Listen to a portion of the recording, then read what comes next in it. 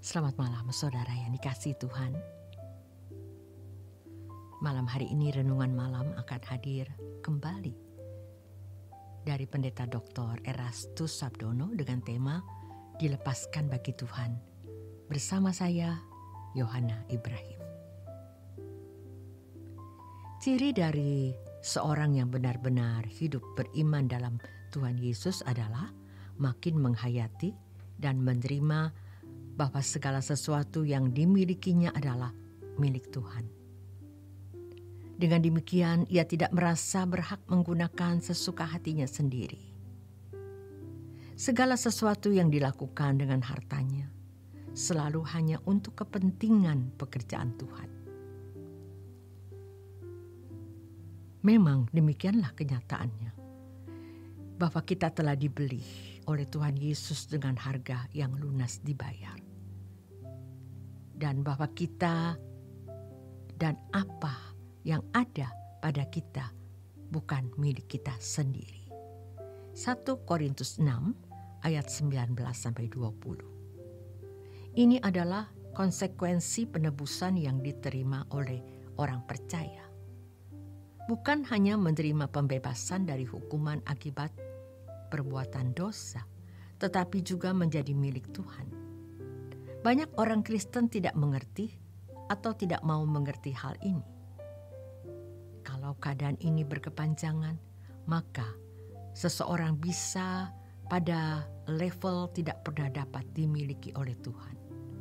Sebab sudah terbiasa hidup memiliki dirinya sendiri.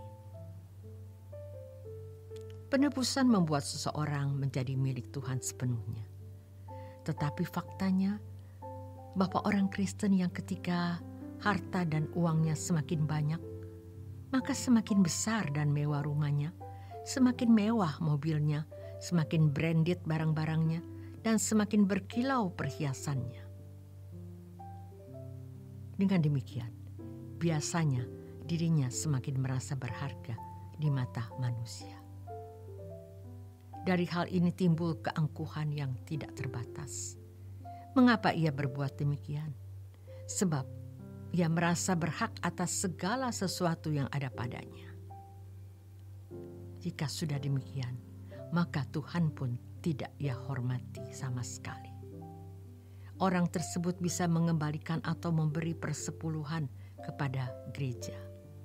Tetapi setelah ia merasa berhak dengan yang 90% lainnya, persepuluhan yang diberikannya ke gereja pun dalam rangka mau mendapat balasan berlipat ganda dari Tuhan.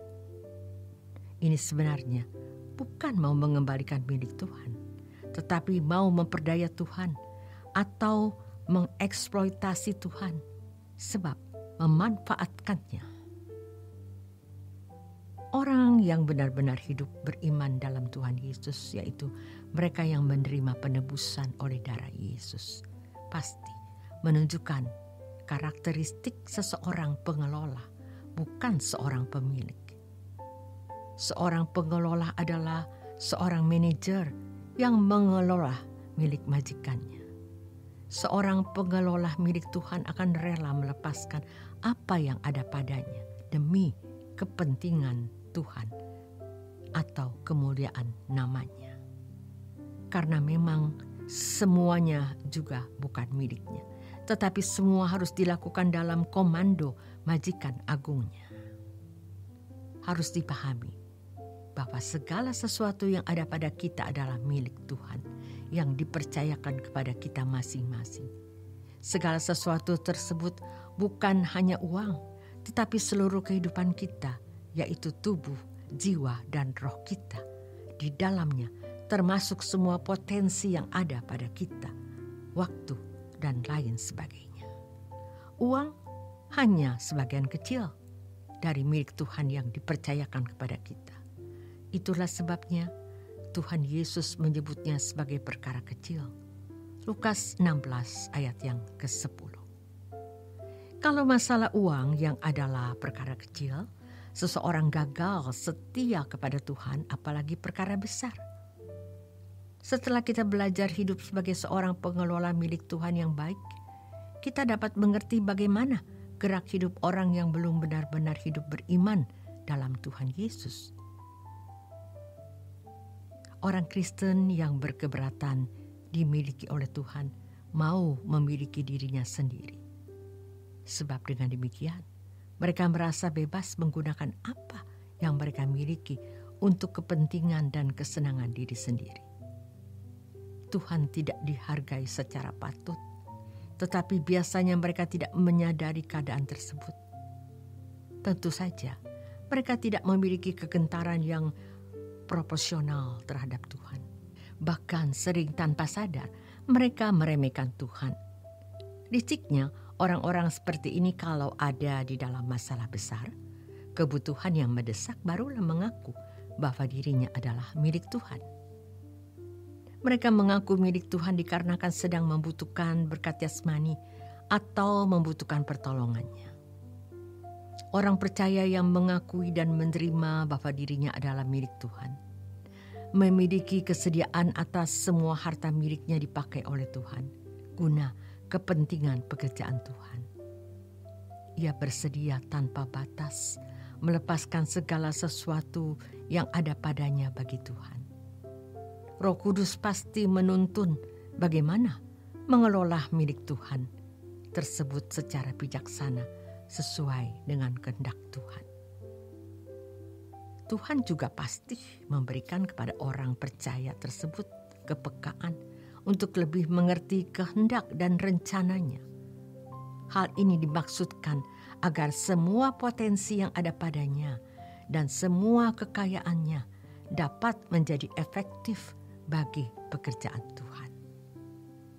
Orang percaya yang merelakan segenap hidupnya dimiliki dan dipakai oleh Tuhan bisa menghayati bagaimana hidup seperti roti yang terpecah dan anggur yang tercurah.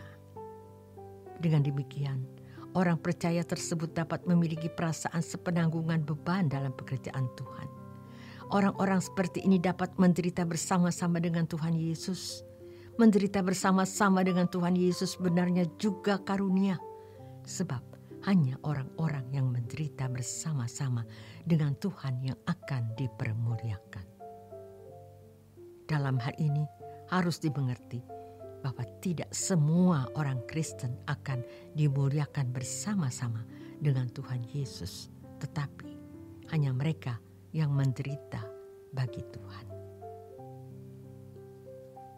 Orang percaya yang mengakui dan menerima bahwa dirinya adalah milik Tuhan, bersedia tanpa batas melepaskan segala sesuatu yang ada padanya bagi Tuhan.